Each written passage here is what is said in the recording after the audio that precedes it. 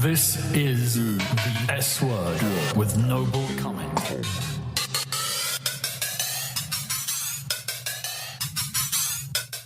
And it's hello from me. And hello from me. This is the S Word. I'm Noble Cumming. And I'm Mick O'Connor. We're here to talk to you about all things sustainability this week. Yes, we are. It's a good job that I'm here, actually, because I just spent 5 minutes in Pratt Institute Jail. Oh, yeah, that's right. It's almost along the lines of airport jail. Yeah. That's really, those guys are a tough crew out there at the front gate. I had to stand outside the bars, and the guy said that I had to hold the bars and peer my face through them. I couldn't tell if it was you or the Unabomber out there. You had your baseball cap down low. You looked like a predator. Anyway, I'm in. Yeah. So listen, what did you do this weekend? Boy, what did I do this weekend? I did, it was Easter. And nice. We got a nice locally sourced duck for the family. Really? For Easter, yeah. And Where'd you get the duck? Somewhere local. No, it's a Long Island duck. You get them at the farmer's market. They're wonderful. In Fort Greene? Yeah. Really? Oh, yeah, that guy. I know that guy. Yeah. It was really, really wonderful. They're excellent. They're actually uncommon. Fun fact, I guess this thing is it was I think the person who's at Grand Army Plaza is actually the person who coined the phrase free range. Really? Yeah, he couldn't call them organic. He couldn't figure out how to get it, and people were trying to buy him. He's like, "How do you label this?" And I'll tell you what, he would never got his chickens through the front door of this place. No, that's true. It wouldn't be free range; it'd be boxed in. Box range. The Pratt cats are free range. Exactly. So, what have we got this week? Well, I had a very exciting interview. Actually, I had a couple of exciting interviews this week. Mm-hmm. One will come up next week, which is an interview with this guy who runs a sustainable Eco resort. I guess that's the best word. Yeah. Out in Kenya. So I'm excited to have done that. It's the first thing that we've done over the video. And did you feel good technically? Did it go okay? Was it a Mick original? I was a nervous wreck. It was a new software. First time I've ever done it, and I had 2 cameras, and I had a weird audio setup. I don't want to get into it. Anyways, I'll just get into it next week. Yeah, so that's very exciting. And then I had a great interview with Michael Magazine. Michael Magazine. Yeah. What a name. We met at the Earth Museum? Yeah, the Climate Museum in Soho. Yeah. And he's a wonderful young gentleman. Yeah. I guess an agitator? No, an advocate for the planet. Is he actually? He's 18. He's 18. I would never have guessed. And if he didn't say I'm 18 years old, I mean, he looks young, but I mean, the thing is, he's so well spoken. It was a pleasure to be in his aura. Yeah. Wow, that's great. And in a non-biblical sense, obviously. And he's obviously from the neighborhood, so he's it's kind of great. East Flatbush, yeah. And he loves East Flatbush. And he talked at length about East Flatbush, the planet, what he does in an advocacy type situation, going to Albany, speaking to lawmakers. Yeah, it was way above my pay grade. Yeah, Usually I talk to people like you. I was just going to say, this usually shows that at our age, we've clearly failed as humans because there are 18-year-olds way above our pay grade already. So let's get on with it. So this is the interview I had this week with Michael Magazine. Stand by. The interview. We just got to do it. Of the week.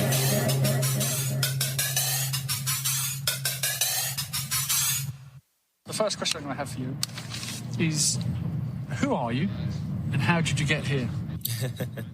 That's a great question. So I'm, of course, by name, Michael Magazine, but I like to see myself as just, a youth like any other. The position I got today is a result of just the world that I've seen around me. I've seen a lot of degradation in not just my community, but in communities across the globe. And so I figured if they're not going to do something, then I need to, and everything else is history. Do you want to talk a little bit about where you live, Brooklyn roots, if you want? Yeah, so... Maybe a little bit about your family. Yeah, I grew up in East Flatbush. I was raised by my grandma, who is now 93. We've been living in East Flatbush for about 60 years, so we've definitely seen a lot of changes over time. My family is very rooted in America. My grandma grew up in the South, was born in Harlem Hospital. And so pretty much everything that I know is in that area of Brooklyn. Of course, I am a Black American, so that has to do a lot of my experience in Brooklyn. It's colored by that. The people I hang around are largely people of color, and so we definitely have a lot of roots based in the very ethnic side of New York City. So you're an activist who went to acting school. how did you get into sustainability to begin with? It's funny. So I actually started getting into sustainability long before I went to high school. I was actually in middle school, and I had a science teacher.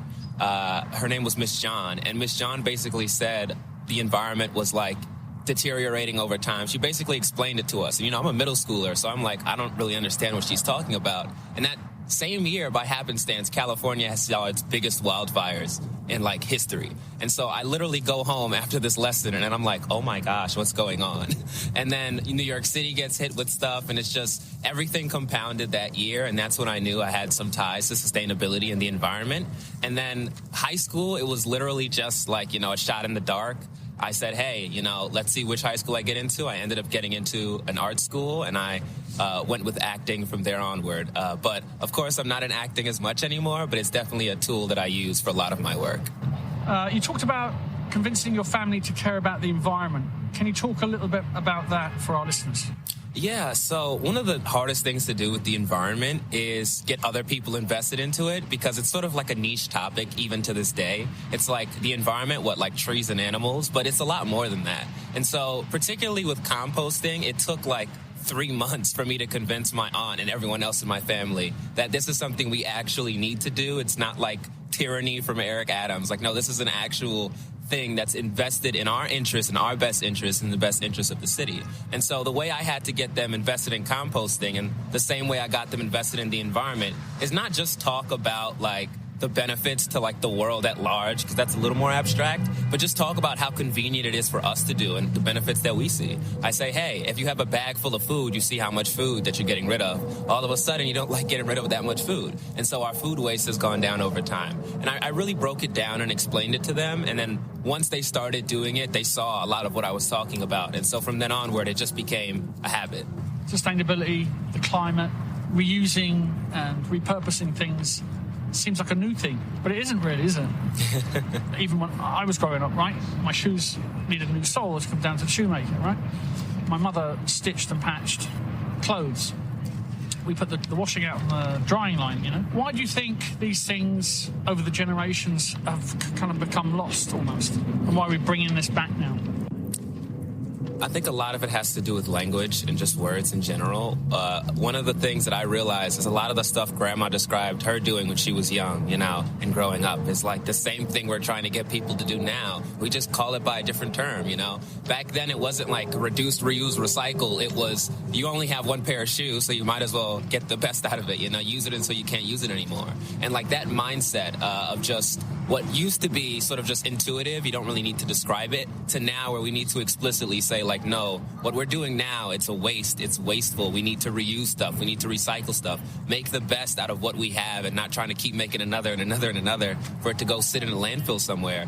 It's just much harder for people to understand that when you attach it to a new word. And so when you tie it back to those more historical, cultural, like ancient roots, it's much easier for people to understand. I think one of the biggest things with that, at least in spaces that I've been, is when people talk about composting, sort of as you mentioned, it's not really new, It was just one of those things that people have been doing, and now we're just doing it in New York City at large, And so describing like, hey, no, they were doing this back in the time of like the founding fathers. Like, this is not even somewhat new. The Egyptians, like you go back millions millions of different people across the world over hundreds of years have been composting. And this is just us doing it now as a system, us pushing it now as a response to the climate change and the climate catastrophe that we're seeing. Why do you think we've ended up here, though, to the point now where we're having to almost kind of correct or go back to that? Yeah, I think it was really exemplified a couple of days ago when I was in Albany in the war room of the New York State Capitol. You look across the ceiling and it's like places and figures of like New York State's history. Like, these heroes as we proclaim them to be, whether they were or not is irrelevant. The fact of the matter is that they're people across our history. And you look at what they did and what we did now. There was a huge disconnect, I'd say, at the turn of like the 2000s, even before then, really when the war era came to an end, where we had so much overabundance of resources that it just became more profitable and more convenient for people to just keep doing what they wanted to do without any concern. And I feel like that overabundance made people fall into a trap of that we'd always have it. Like there will always be an infinite amount of plastic we can turn out into the world or fossil fuels that we can burn. And we sort of lost that scarcity and that scarcity mindset that we had prior to.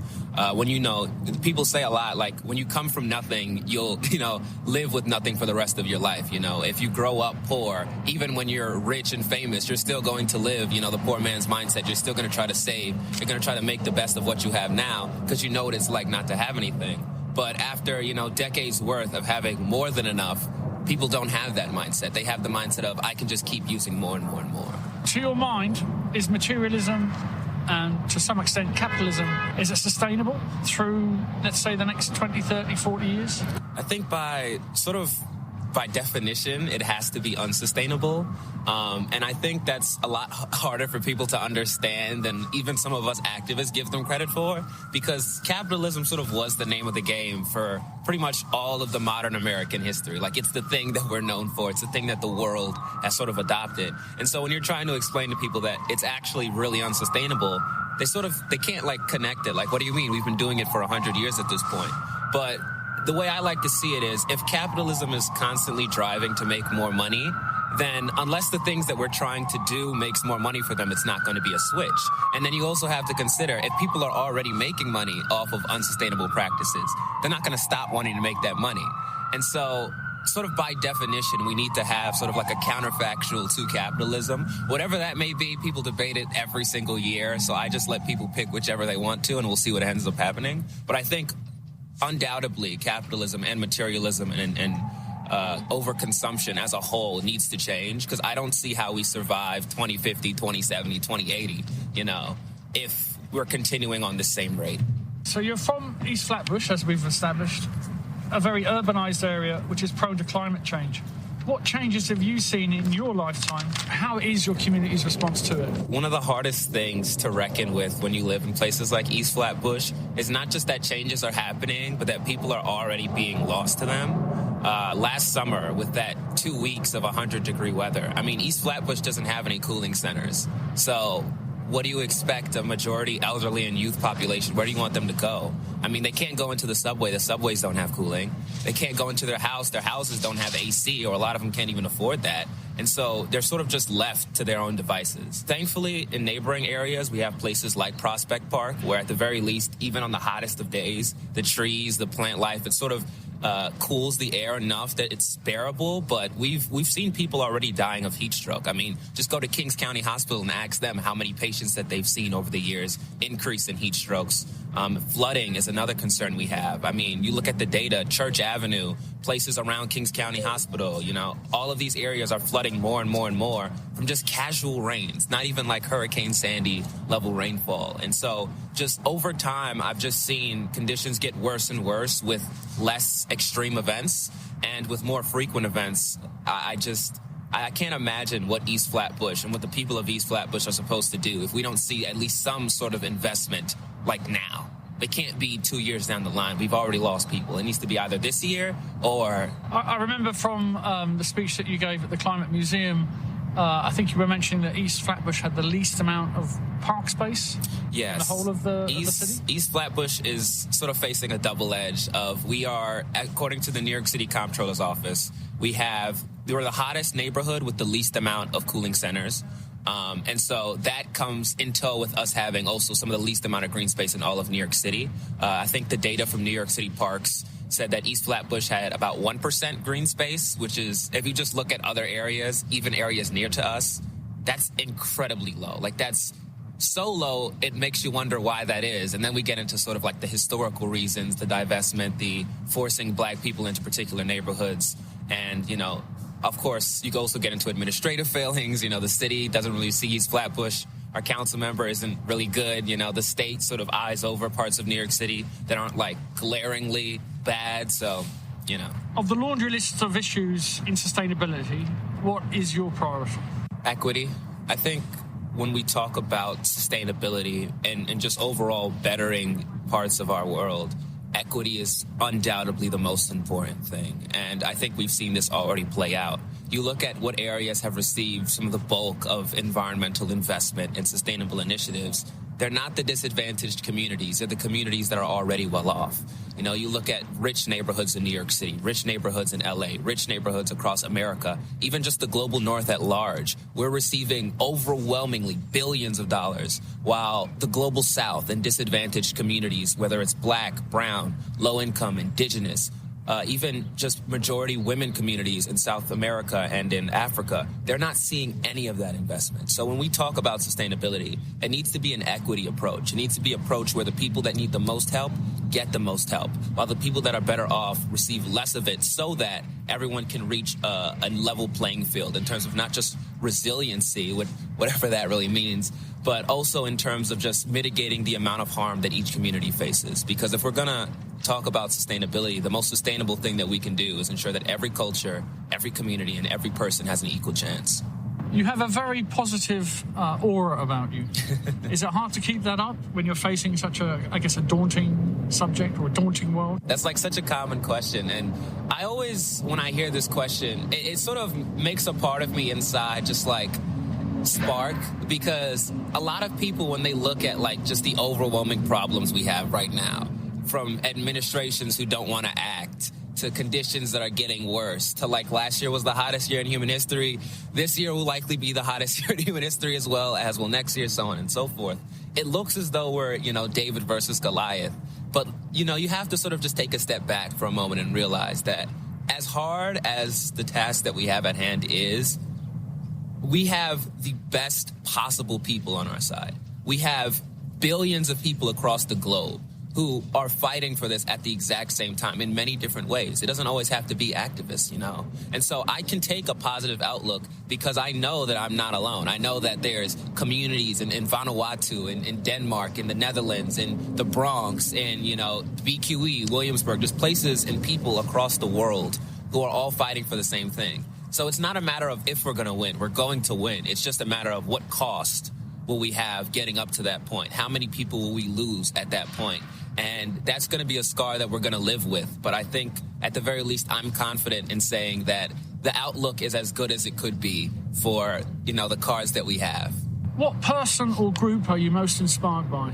I would say Fridays for Future. I think Fridays for Future as like a youth movement, it's very decentralized. I mean, it sparked, of course, off of Greta and the actions that Greta did of going to a protest every single Friday. That's, of course, the namesake of it. But since then, it's become something so much larger than just Greta, just that one action of Friday protesting. It's become a mindset. It's become a culture. It's become everything that you could want an environmental movement to be. I mean, we're talking people who have never met each other mobilizing on the same day across countries, across the pandemic, across anything going on. And they understand that they're not responsible for this crisis. I mean, we're talking about actual kids and teens here. But despite that, they've become some of the most vocal, some of the most progressive, some of the most solution-oriented people in this entire fight. And we see that at every single event. I mean, they go to COP, they go to the UN, they go to Congress, they go to the state, they go to the city. They're literally everywhere that they could be. And they make sure that these spaces know exactly whose future is at stake. And that's so inspiring for me especially, because that's why I got into this, I look around and I see people my age, I see people younger than me. I see them saying, it doesn't matter that we're students. It doesn't matter that we're historically, sort of just like a dog's life in the human sense. We can't really do much. We sort of just get gratitude. We get food, clothing, etc. You don't really see us as conscious, cognitive human beings most of the time. But we're challenging that. We're saying, no, we are people. Our opinions matter. Our future matters. Our thoughts matter. Our lives matter. And we're going to make sure that our voices are heard, that we're not ignored, and we're going to fight for our communities. I mean, it's not just youth fighting for youth. There's youth fighting for elderly populations, youth fighting for labor unions, youth fighting for entire industries.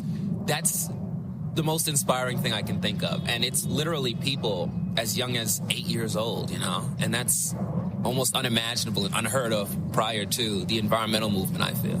Well, you'd explain a little bit exactly what happens on the Fridays. Yeah, so at least with the case with the New York City chapter, we are outside of City Hall every single Friday, pretty much, with signs, and we're asking for action. We're calling for particular actions. Now, it changes over the year. There's, for example, last year we asked Joe Biden to sign the IOU, endorse the IOU. We asked Mayor Eric Adams to stop, blocking local law 97. It, of course, changes with the particular needs of an area. So the New York City chapter will obviously be very New York City-oriented and New York State-oriented.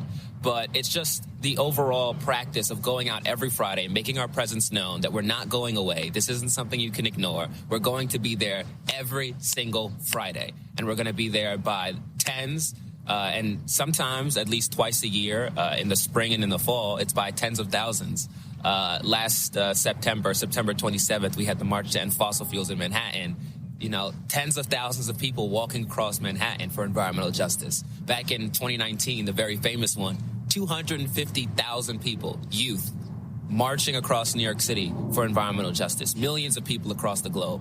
That's insane. And that's all done by youth. There's not like, you know, a 40-year-old like civil rights activist who's coming in to help. No, it's like 14, 16, 12, 8, all of these people working together across schools, across cities, across nations to organize these on the same day so that we have a uniform message, so that the media can't forget us, so that politicians can't ignore us, and so that every single person on the world knows environmental justice is a youth issue, is a labor issue, is a health issue, and it's an issue that is not going away. No, I'm adopting this now till when I die, passing it on to my kids, so on and so forth. And that's how, like, coalitions are built across generations. I mean, you look at the civil rights movement. It didn't just start in the 70s. It was going on for about a century's worth of development from, you know, the end of slavery, quote unquote, up until the passage of the Civil Rights Act. You know, and that was possible because people passed it on generation to generation. This is what we want. These are our ideals. We're going to keep fighting. And you see that. You see groups and coalitions that are built, and the most sustainable ones have people that are both young and old, because the wisdom that comes from experience is powerful, but also the passion that comes from being young is just as powerful. And when those two mesh together, that's when action meets its synthesis. What was your very first memory? Fortunately, you don't have to go that far back. Yeah, it feels like, I mean, I've said this before, I might just be 18, about to be 19, but it feels like I've lived 1,000 years just from all the stuff that we've been involved in. But I'd say the first memory, at the least the first vivid memory that I have was when I was much younger. I was at the kitchen table, all my family were there, and my grandma was making Thanksgiving dinner. And we all sat down to eat. And there was no bread. So I said, Grandma, where's the bread? And to this day, they don't let me live that down, because they were like, you said you wasn't going to eat until there was some bread there at the table. Like, what's Thanksgiving without the bread? And that's probably the earliest memory that I have vividly, just because it was just such an important part of not just my life, but just of like my family's history. And now it's just something that's attached to me. Like, there's bread, Michael. If there's no bread at Thanksgiving, I'm not there. What does the word family mean to you? Family is more than just the people I was born with. I say family is friends. Family are colleagues. They're allies. Family is not just someone that I can confide in, but someone that would confide in me. There's a mutual understanding with family. And so, like, for me, my family is, of course, my grandma, but it's also people that I've known for 8 years. It's people that I went to middle school with. Family is people that I work with in the activist space, people that are fighting for a common cause alongside me, and we share community, we share space, we share our biggest pains and our biggest victories together. And so I'd say I expand family to having a meaning much more similar to, like, community, and my community is wherever I find myself and whoever I can share space with. You don't have a local bar because you can't drink here, can you? Do you have a favourite local cafe?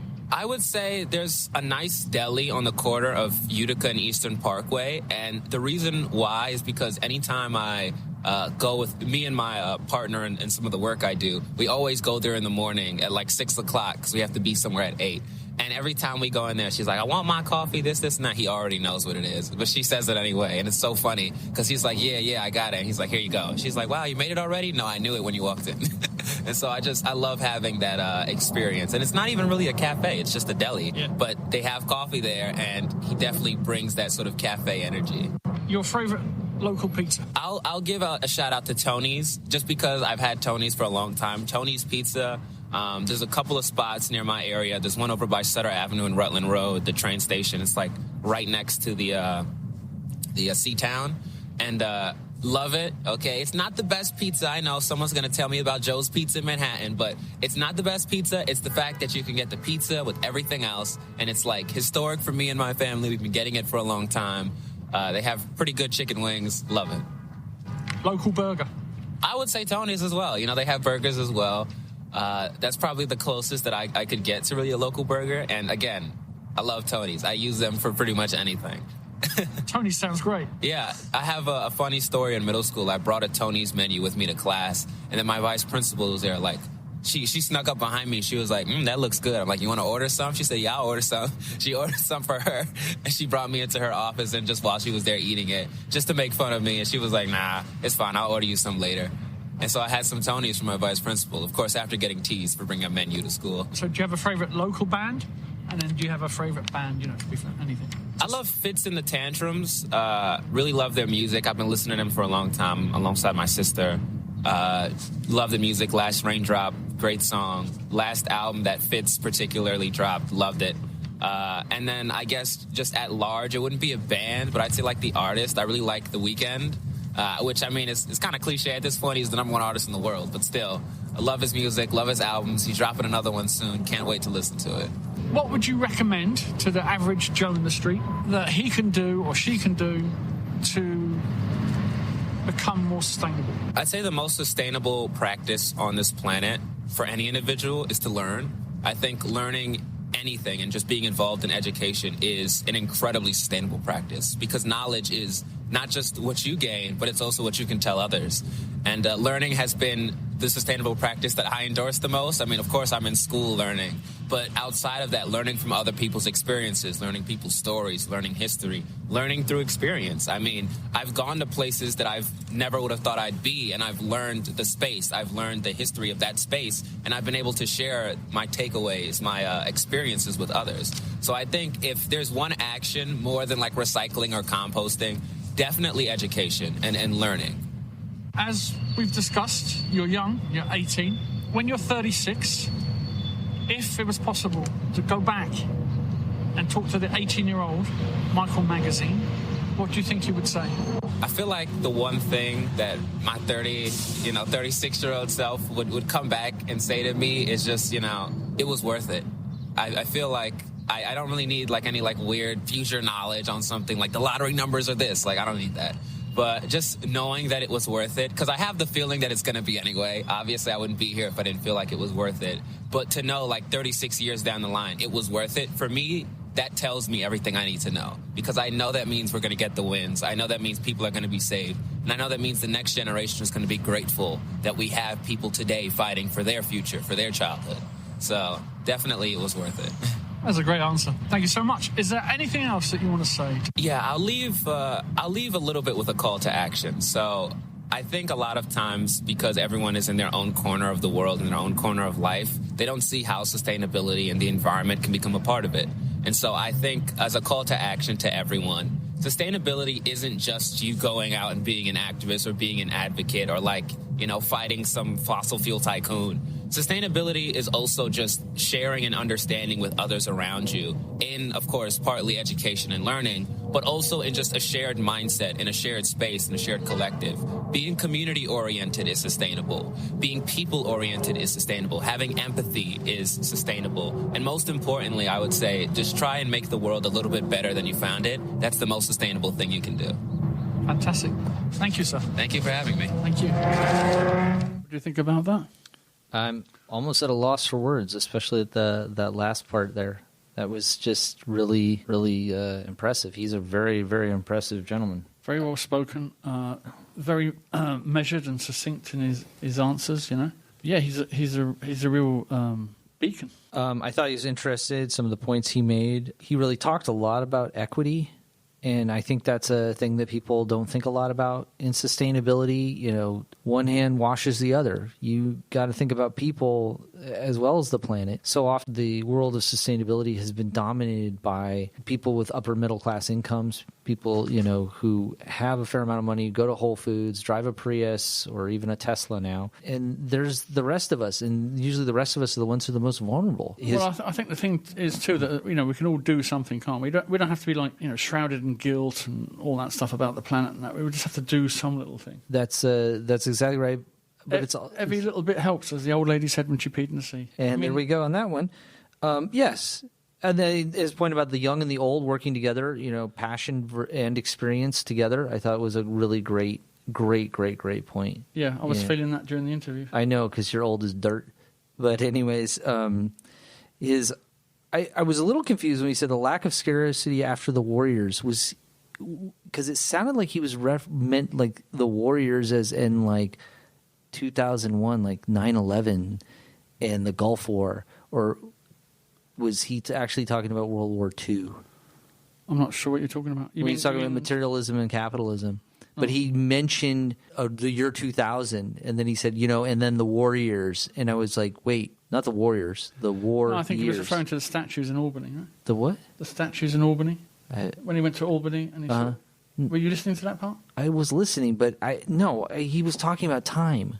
And then his point about the comptroller list, I'm going to have to look at this. Hottest neighborhood with the least cooling centers. That's something. Yeah, that was very interesting. That is interesting. And the least park space, too. And the least park space. And those are all kind of things that hit me in different places, especially with my students. And I wanted to make a shout out to my students because you asked him a really good question of what's going to happen when he's 36. And I just had a big talk with my students about that today. Because it costs a certain amount of money to go here to Pratt, and you're spending that money, and then later on, what are you going to get out of it? What do you want to do? And this is a point in your life you don't have to have all the answers, but you should at least think of life at this point as some kind of buffet that you can start picking and choosing things from. And yeah, but look at this guy; he's doing something, isn't he? He's doing something. He's not even at Pratt. He's doing something. He's out in the streets. He's there every Friday, right? Down at the, every single Friday. Yeah. And I think he was up in Albany last week, and he was out voting on what day did I interview him? Saturday. Yeah. Yeah. He's putting in work. What are we doing now? I think it's time for the news. Sustainability in the news. So it looks like the International Maritime Organization, it's actually a UN agency. They are going to they've come to an agreement. They're committing in the next year they're going to put together a pricing structure for the world's first carbon price structure for maritime or boats, basically maritime vehicles. This is essentially going to be a tax on carbon per ton globally. The shipping industry only accounts for 3% of global carbon emissions, but it's a very intensive and globally important industry. I've got something to say about that. Oh, good. I was in a band with a guy once. Mm-hmm. His name's Mark Penfold. Mm-hmm. And he works for that agency that stipulates like the mechanics for shipping globally. Yeah, it's called the International Maritime Organization. So he does that, and he pops in and out of New York and different places all over the world. And he speaks about the makeup of like boilers and things like this to increase, efficiency and I guess now like the environment and all that stuff, but he actually works for them, and that I'm going to write that down because that'd be interesting. Go ahead. No, don't actually that's a really good thing because shipping is influenced a lot by climate change. People don't understand because as a ship you think a sea level rise is not a big deal, but if you look at places like where the Suez Canal is and how the water temperatures have gotten so hot around there, if that starts to happen more and more, boats, they run water through their engines to keep the engines cool. It's like a coolant system out the back. That's why you get that spray out the back of them. Right. And if it's hotter, then it's hotter, it doesn't cool the engine down, right. And so you end up sitting like a duck in place. Or you have to use more energy to cool it. So it becomes a big problem for them. So there is actually a vested interest, even though also shipping is historically considered very conservative. They use really bad oil. But now they're talking about price per ton.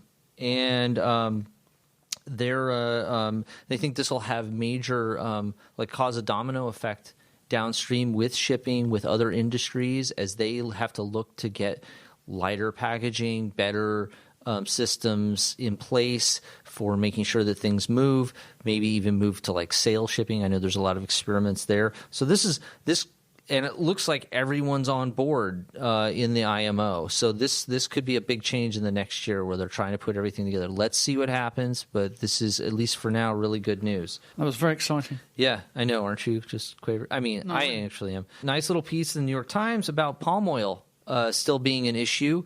It's going down bit by bit. People are trying to find new solutions. Palm oil. What's that used for? Palm oil is in ice cream, chocolate, toothpaste, a lot of biofuels, etc. Really? Yeah, and they basically mow down wide swaths of rainforest to grow it. It was supposed to be this great eco-friendly oil source. And then, of course, what happens when people get greedy is they start over it. So Indonesia... It's like the avocado effect, isn't it? Yeah, exactly. Yeah, before the avocado effect became the avocado effect, before that there was the palm oil effect. For anybody who don't know what he's referencing, our love for avocados, it used to be you got them in places like California and, different, maybe Spain and stuff. Mexico, right?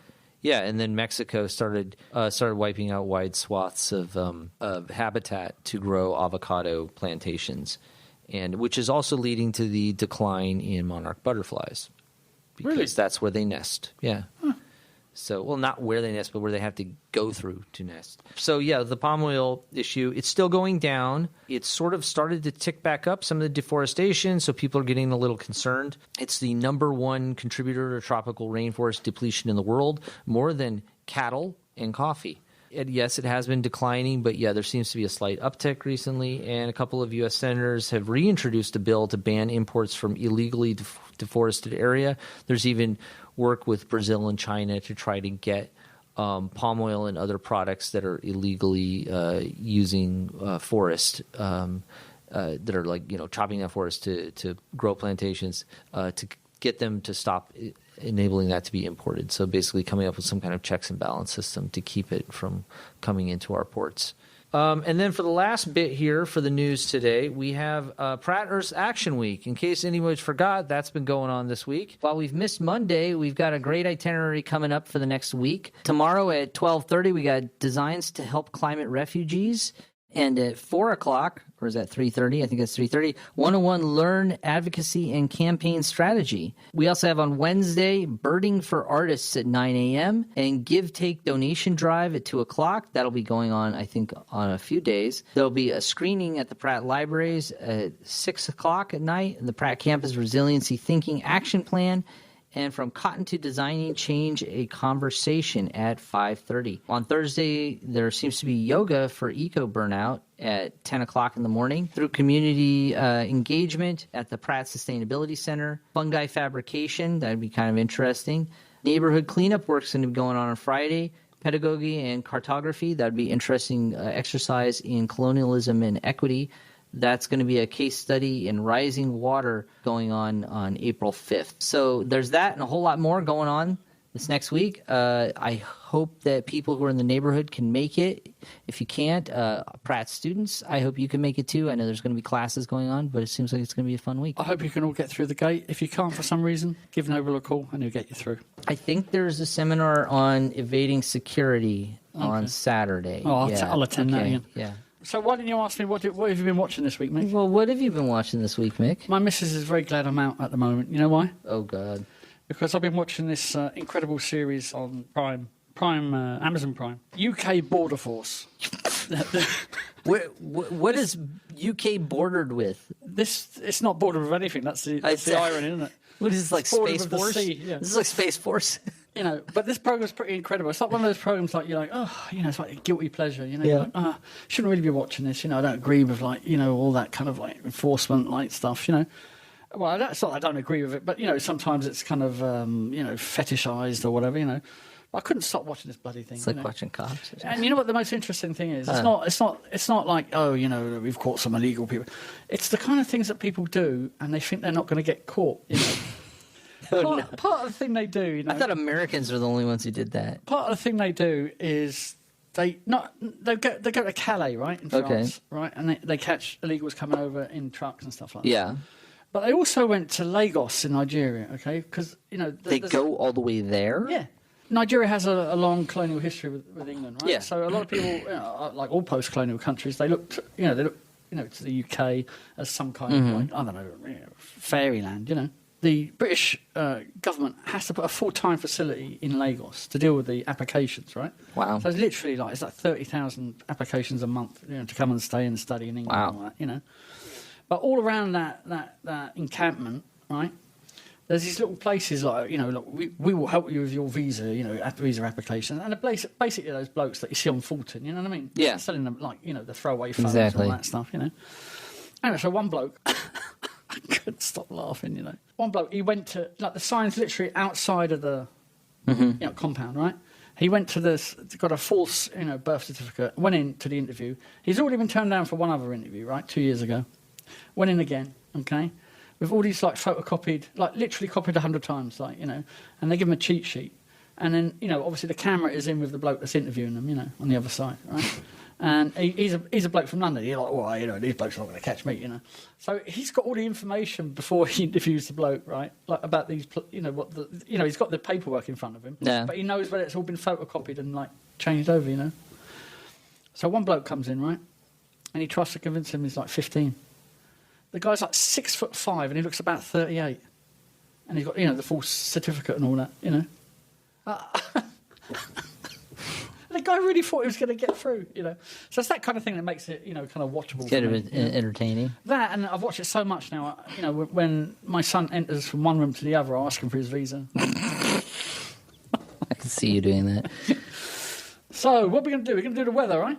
Do the weather. Yeah. You doing the weather? You're doing the weather. I'm doing the weather? In East Flatbush. In East Flatbush? Michael Magazine. Okay. We'll do the weather for East Flatbush tonight. Well, that'll be easy. It's time for the weather. No, thanks. So right now it's 50 degrees. The high today was 54, so it's pretty nice, and the low is 49. So it's staying relatively mild today, tomorrow. Overcast the whole night through the morning, and then starting around 7 a.m. is 40% chance of rain, followed at 8 a.m. by 50%, on and on through 10, 11, 12, 60, 70, 90%. That's a lot of rain, isn't it? That's a lot of rain this week. Tuesday and Wednesday. Well, according to last month was the wettest April in the... Oh, wait. Yeah, last month was April. Sorry. No, this month is April. Good God. Last wettest March. It's April 1st, funny enough. This is April Fool's. Last month was the wettest March in the history of NYC, in recorded history, and they said that this will probably be the wettest in the history of. Although, frankly, I didn't think it was that April. wet, was it?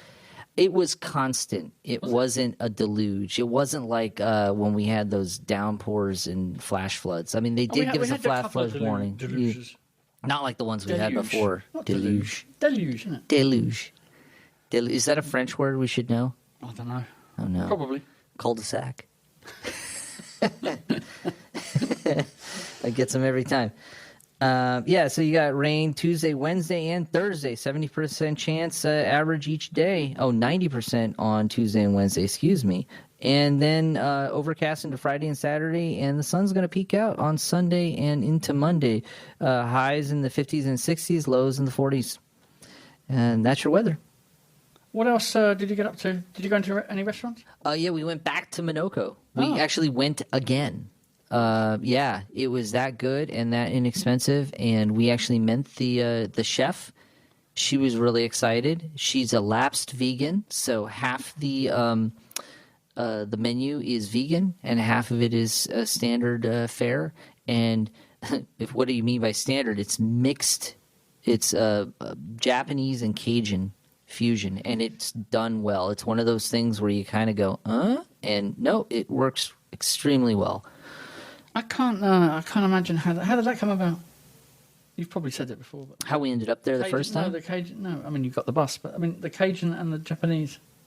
How did it come up before? You mean in the show? No. How did that fusion come about? Oh, she was a Japanese chef in New Orleans, and her mom is old school Cajun, and she said, hey, I'm doing this restaurant, and she specialized. So Minoko is Japanese for mushroom, okay, and so she specialized for vegan cooking and making mushroom sushi. And while I'm not necessarily a fan of vegan food for its own sake, the mushroom sushi is actually quite good. And then she came up here, and her mom said, "I want to help you with it." I think she had a grandbaby over the she had a child over the pandemic, and the mom said, "I want to come up here and help you out." And she's like, "Okay, I'm doing these pop-ups," and she said, "Let's do a restaurant together." And it's phenomenal. That place is going to be explosive. It's on Messerone. Anyways, it's off of McGinnis, Messerole, off of McGinnis in Greenpoint. If anyone gets a chance, head on over there. It's excellent. It's called Minoko. It's a small little corner place. We're not getting paid from that restaurant. It sounds like we are, but we're not. Remember last weekend? I feel like I'm paid every time I eat. Last week, I said time is an illusion. I didn't have anything written down. I remembered the reason I said that, right? Your brain is an illusion. Right. It takes me a whole week to get around it. It was my mate, Dave McCarthy, was over, and we went for a few pints in England around St. Patrick's time. Right? Okay. And that's when I thought time is an illusion, because it was just like I never, ever left him. It was like exactly the same as I was when I was like, 21, 22. Yeah. So that's where that comes from. In case anybody was like kind of waiting for that, which you probably weren't. What else? So next week, I'm really looking forward to the interview with Luca Belpietro from Campi Yakanzi. So that'll be on. There's going to be bits of it on YouTube, and then we're going to put the rest of it and the audio part of it we'll have on here next week. And that's really exciting because the guy is literally like rubbing shoulders, I guess, with some important people, and what he's done out there is pretty amazing. Did you get a chance to look at any of the videos on his site? I looked at everything I could on his site before I helped prepare some questions that I wanted you to ask him, and I was did a great job of those questions. I was dumbfounded. It was there was stuff in there that perplexes a lot of people, frankly. Things like how I don't want to spoil anything, but some of the technologies they're using, some of the things they're going about, they only work to an extent if you're not really serious about it. And then his commitment to the community, fascinating. I don't want to give too much away, but the entire place was basically built with his family's help and local Maasai. Yeah. And then all of the materials were locally sourced. Yeah. Apart from the obvious, everything is powered by solar panels. Always has been since the beginning. Yeah.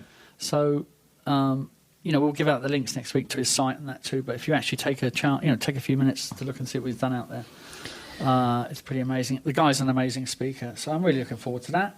What did we learn this week? Oh, gosh, so much to learn this week. On this show, I learned that the youngest of us have amazing passion and drive, and also great reverence for their elders, which I'm very thankful for as I transition into your realm of being a senior citizen. Also, I want to give Thank you very much. Thank you. You're welcome. And I want to give a big shout out to Ethan Smith, who spoke at my class tonight. He sat on the Biomimicry Council for several years. His baby was asknature.org, which if you're looking for solutions that nature has proposed and solved. Ask Nature? Yeah, it's called Ask Nature. Oh, Ask. Would you Ask Nature? That's Ask Nature. like. Really? Oh, man. Ask. Pronunciate. Come on, it's getting late. I've had a pint in like. Okay, great. Yeah, he hasn't had a pint in 2 days. Anyways, asknature.org. He helped create that. It turns out he intersected with a lot of people that I've worked with, and I didn't even know the guy. Anyways, he spoke at my class today about biomimicry. It was really wonderful. Thank you so much, Ethan. Thanks for coming out. And then the other great thing we learned was that there's an amazing deli in East Flatbush. We got to go to this place. Yeah, called Tony's. Tony's? Down? On the interview, Michael did give the cross streets, but I can't remember them. But it sounds like an amazing deli. So a great shout out there to Tony's. Oh, we got to go find it. There can't be two of them. I think there's a lot of Tony's in New York. South Brooklyn, they're all called Tony's. Ray's Original Pizza. Well, we have not Ray's in Fort Greene, which is what's the one across the street called? Here, Luigi. Oh, is it? Yeah, the one over by Mike's right here. Yeah, it's Luigi's. Yeah. That place is great too. That place is great. That's great pizza. It's some good pizza. It's Brooklyn, man. So we're going to do. I've actually asked every interviewee. That's the only one that I've actually played, but every interviewee that we've done so far, I have asked them like the best pizza, the best hamburger, the best restaurant, the best music, and that. And eventually, when we gather enough of those, I think we'll do little bits like, what's the best pizza? It could be interesting. A few of those, to see, because it's interesting. People are obviously, they have their subject, which is sustainability for this program, right? But people are people, aren't they? Yeah. They still go out, they still do things. It's always interesting. I think to have incredibly intelligent people. I think that's one. And then still like see what they like, insofar as different things. Anyway, I think that's one of the things that makes a great show with you and me. We work together, and it's a wrap. You're much The more great into thing about people. this show is that Amy It's a wrap. Is it clip? So we're coming It's to a the wrap. end of this lovely show. I don't know why I'm such a It's a wrap. It's a wrap. It's a wrap. It's a wrap. So we'll Good see you next evening. week for the interview. A few It's other a things. wrap. Lady in the street, What? or whatever. Them in the street. Everybody in the street. Everybody in the street. In the street.